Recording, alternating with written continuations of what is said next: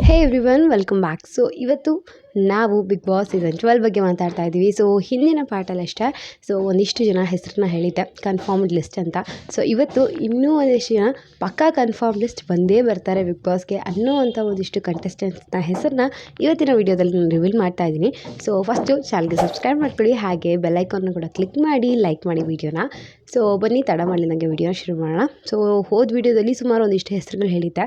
So ಆ ಹೆಸರುಗಳಲ್ಲಿ ಒಂದಿಷ್ಟು ಹೆಸರುಗಳಂತೂ ಖಂಡಿತವಾಗ್ಲೂ ಅವರು ಬಿಗ್ ಬಾಸ್ ಮನೆಗೆ ಬರ್ತಿದ್ದಾರೆ. ಸೊ ಇವತ್ತಿನ ವಿಡಿಯೋದಲ್ಲಿ ಪಕ್ಕಾ ಕನ್ಫರ್ಮ್ ಲಿಸ್ಟ್ ಮಾತಾಡೋಣ. ಸೊ ಅದರೊಳಗೆ ಫಸ್ಟ್ ಹೆಸರು ಬಂದುಬಿಟ್ಟು ಶ್ವೇತಾ ಪ್ರಸಾದ್ ಅವರು. ಸೊ ಶ್ವೇತಾ ಪ್ರಸಾದ್ ಅವರು ಕಲರ್ಸ್ ಕನ್ನಡ ವಾಹಿನಿಯಲ್ಲಿನೇ ಸಾಕಷ್ಟು ಸೀರಿಯಲ್ಸ್ನ ಮಾಡಿದರು. ಇತ್ತೀಚೆಗೆ ಸ್ವಲ್ಪ ಇಂಡಸ್ಟ್ರಿಯಿಂದ ಬ್ರೇಕ್ ತೊಗೊಂಡಿದ್ರು ಕೂಡ ಅಷ್ಟೇ. ಇವಾಗ ಮತ್ತೆ ಬಿಗ್ ಬಾಸಿಂದ ಅವರ ಎಂಟ್ರಿನ ಮಾಡ್ಕೊತಾ ಇದ್ದಾರೆ ಅಂತ ಹೇಳ್ಬೋದು. ಸೊ ಇತ್ತೀಚೆಗಷ್ಟೇ ಒಂದೆರಡು ದಿನಗಳ ಹಿಂದೆ ಅಷ್ಟೇ ಕಲರ್ಸ್ ಕನ್ನಡ ಅಫಿಷಿಯಲ್ ಪೇಜಲ್ಲಿ ಇನ್ಸ್ಟಾಗ್ರಾಮ್ ಪೇಜಲ್ಲಿ ಅವರು ಲೈವ್ ಕೂಡ ಬಂದಿದ್ದರು. ಸೊ ಎಲ್ಲೋ ಒಂದು ಕಡೆ ಹಿಂಟ್ ಕೊಡ್ತಾಯಿದ್ರು, ಅವರ ಇನ್ಸ್ಟಾಗ್ರಾಮ್ ಅಕೌಂಟ್ಸ್ ಚೆಕ್ ಮಾಡ್ತಾಯಿದ್ರು ಅಷ್ಟೇ.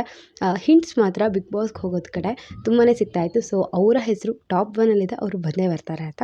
ಸೊ ಸೆಕೆಂಡ್ ಒನ್ ಬಂದು ಅನನ್ಯ ಅಮರ್ ಅವರು. ಸೊ ಅಂಕಿತಾ ಅಮರ್ ಮತ್ತು ಅನನ್ಯ ಅಮರ್ ಇವರಿಬ್ಬರು ಅಷ್ಟೇ ನಮ್ಮ ಕನ್ನಡ ಇಂಡಸ್ಟ್ರಿಯಲ್ಲಿ ನೋಡೋದಾದರೆ ಸಾಕಷ್ಟು ರಿಯಾಲಿಟಿ ಶೋಸಲ್ಲಿ ಒಬ್ಬರಲ್ಲ ಒಬ್ಬರು ಇದ್ದೇ ಇರ್ತಾರೆ. ತುಂಬಾ ಟ್ಯಾಲೆಂಟ್ ಹೊಂದಿರುವಂಥ ಅಕ್ಕ ತಂಗಿರು ಇಬ್ಬರು. ಅದರೊಳಗೆ ಅವರ ತಂಗಿ ಅನನ್ಯ ಅಮರ್ ಅವರು ಬರೋದು ಕೂಡ ಅಷ್ಟೇ ಕನ್ಫರ್ಮ್ ಆಗಿದೆ ಅಂತ ಹೇಳ್ಬೋದು. ಸೊ ಇವ್ರು ಬಂದರೆ ಎಂಟರ್ಟೈನ್ಮೆಂಟ್ ಅಂತೂ ಪಕ್ಕಾ ಇರುತ್ತೆ. ಯಾಕೆ ಅಂತಂದರೆ ಒಂದು ಬಂಡಲ್ ಆಫ್ ಟ್ಯಾಲೆಂಟ್ ಇವರಲ್ಲಿ ಇದೆ. ಸೊ ಅದನ್ನ ತೋರಿಸ್ಕೊಳ್ಳೋಕ್ಕೆ ಇವರು ಅವರ ಒಂದು ಈ ಸ್ಟೇಜ್ನ ತುಂಬ ಚೆನ್ನಾಗಿ ಉಪಯೋಗಿಸ್ಕೊತಾರೆ ಅಂತ ಅನಿಸುತ್ತೆ. ಸೊ ಇಷ್ಟು ವರ್ಷಗಳಲ್ಲಿ ಅವ್ರಿಗೆ ಏನೆಲ್ಲ ಸ್ಟೇಜ್ ಸಿಕ್ಕಿದೆ ಅದನ್ನ ಅವ್ರು ಎಲ್ಲೂ ಮಿಸ್ ಮಾಡ್ಕೊಂಡಿಲ್ಲ. ಸೊ ಬಿಗ್ ಬಾಸ್ ಅನ್ನೋ ಒಂದು ದೊಡ್ಡ ವೇದಿಕೆನೂ ಕೂಡ ಅಷ್ಟೇ ಅವರು ತುಂಬ ಚೆನ್ನಾಗಿ ಯುಟಿಲೈಸ್ ಮಾಡ್ಕೊತಾರೆ. ಸೊ ಇದು ಸೆಕೆಂಡ್ ಹೆಸರು. ಮೂರನೇ ಹೆಸರು ಬಂದು ಜಾನ್ವಿ ಅವರು.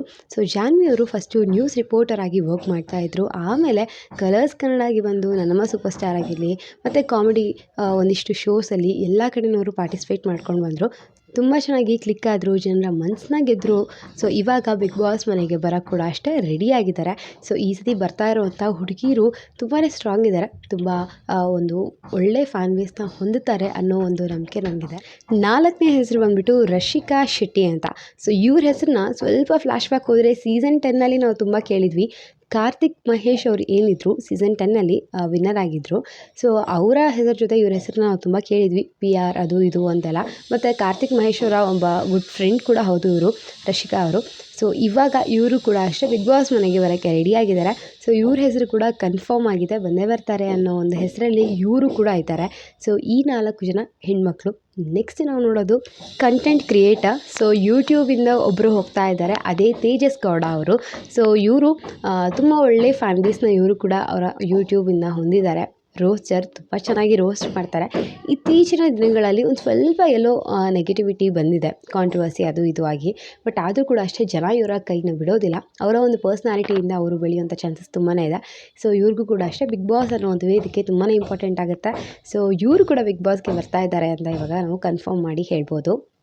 ನೆಕ್ಸ್ಟ್ ಬರ್ತಾ ಇರೋವಂಥದ್ದು ಗೀತಾ ಸೀರಿಯಲ್ ಹೀರೋ. ಸೊ ಹೋದ ಸತಿ ನೋಡಿದ್ವಿ ಗೀತಾ ಸೀರಿಯಲ್ ಹೀರೋಯಿನ್ ಬಂದಿದ್ದರು ಭವ್ಯಗೌಡ ಅವರು. ಈ ಸತಿ ಗೀತಾ ಸೀರಿಯಲ್ ಧನುಷ್ ಅವರು ಬರ್ತಾ ಇದ್ದಾರೆ ಅಂತ ಇದೆ. ಸೊ ಇವರು ಕೂಡ ಅಷ್ಟೇ ಬರುವಂಥದ್ದು ಕನ್ಫರ್ಮ್ ಆಗಿದೆ.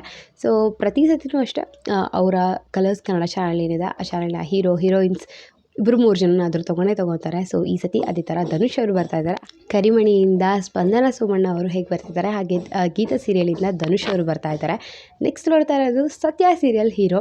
ಸೊ ಹೋದ ಸೀಸನಲ್ಲಿನೇ ಸತ್ಯ ಸೀರಿಯಲ್ ಹೀರೋಯಿನ್ನ ನೋಡಿದ್ವಿ, ಮತ್ತು ಇವಾಗ ಹೇಗೆ ಗೀತಾನ ನೋಡಿದ್ವಿ ಅದೇ ಥರ ಸತ್ಯ ಸೀರಿಯಲ್ ಹೀರೋ ಬರ್ತಾ ಇದ್ದಾರೆ.